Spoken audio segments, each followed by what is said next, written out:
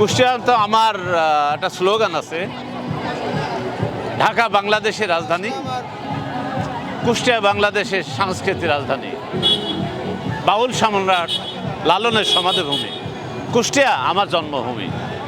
আমি টিপু সুলতান, আমার বাড়ি কুষ্টিয়া জেলা দৌলতপুর উপজেলা বল ইউনিয়ন সরিষাডুলি।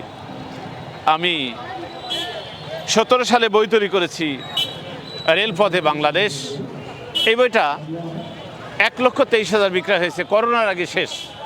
তারপর আবার গত বছর অক্টোবর মাসে প্রোডাকশন করেছি আবার 5,000। আমার দ্বিতীয় বই বোনাস, এটা সারা পৃথিবীকে একটা নতুন ফর্মুলা দিয়েছি। একজন টিচার যদি বাড়িতে ভালো করে পড়েন, ক্লাসে সুন্দর করে দেখাতে পারেন, ক্লাসই পড়ালেখা শেষ হবে। তার জন্য ফর্মুলা দিয়েছি বোনাস।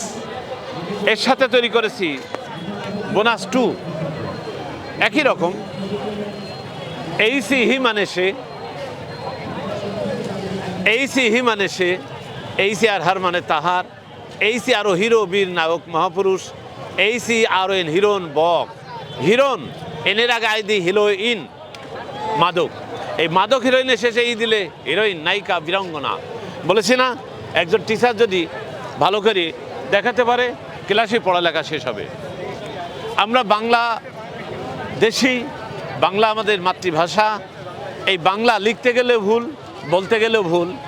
আমি বাংলা বানানটা সংশোধন করার জন্য, সহজভাবে শেখানোর জন্য এই বানানোর বই তৈরি করেছি।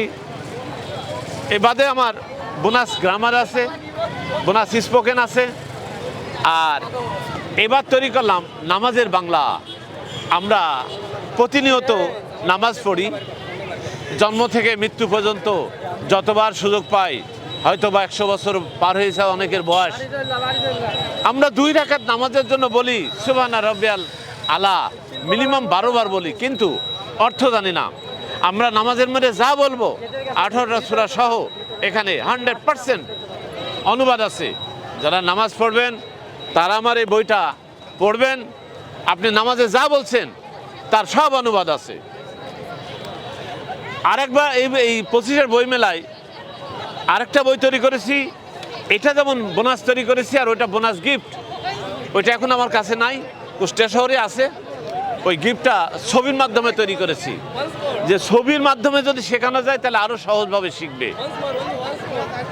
আমার প্রায় 3 লক্ষ বই বিক্রি হয়ে গেল। আমার এই বইটা সমগ্র পৃথিবীতে রকমারির মাধ্যমে যায়, সমগ্র পৃথিবীতে রকমারির মাধ্যমে যায়। এটা যায়, বোনাস 2 যায়। যারা শিক্ষিত মহল, যারা ছেলে মেয়েকে দরদ দিয়ে একটু শেখাতে চায়, তারা আমাকে ফোন করে।